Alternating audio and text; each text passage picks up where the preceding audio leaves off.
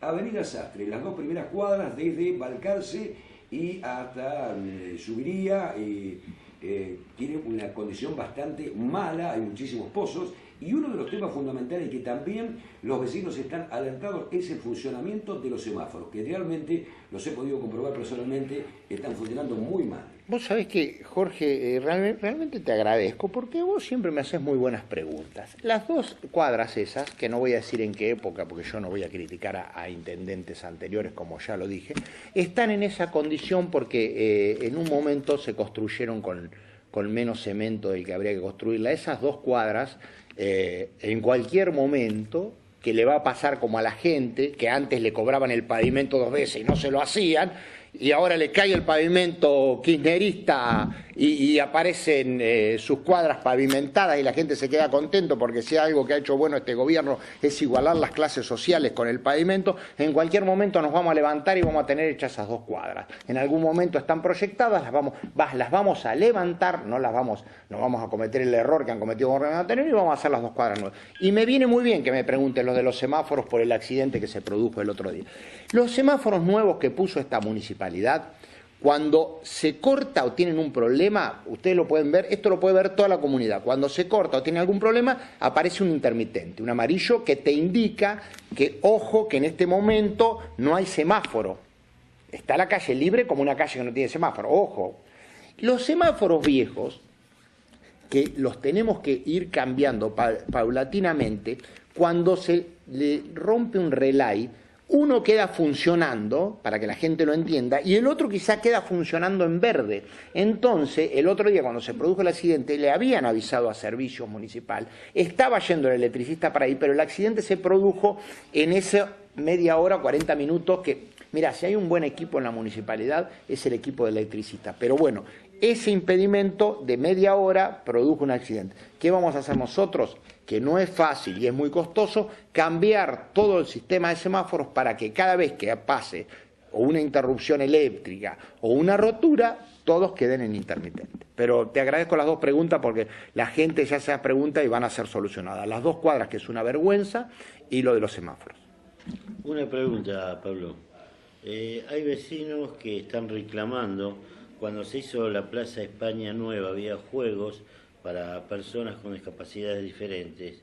Se habló de que se iba a formar una nueva plaza donde ahí se iban a instalar esos juegos. ¿Qué está pasando? ¿Ha pasado mucho tiempo? La verdad que me están llenando de buenas preguntas.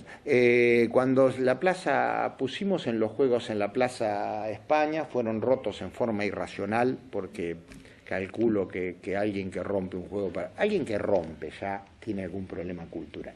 Y alguien que rompe un juego para un discapacitado ya tiene dos problemas culturales graves y le recomiendo un psicólogo, aparte que hay muchos en Pehuajó y lo pueden guiar bien en lo que tiene que hacer.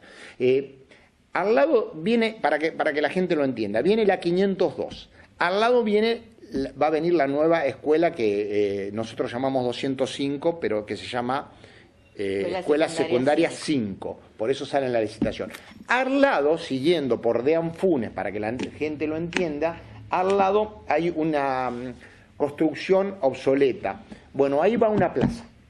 Ahí va una plaza donde vamos a hacer una plaza integradora con juegos para discapacitados, en esa plaza, que la tenemos proyectada, pero por el cúmulo de trabajo no la podemos terminar. Y casi seguro, en la manzana que queda, ahí va el plan de ahorro.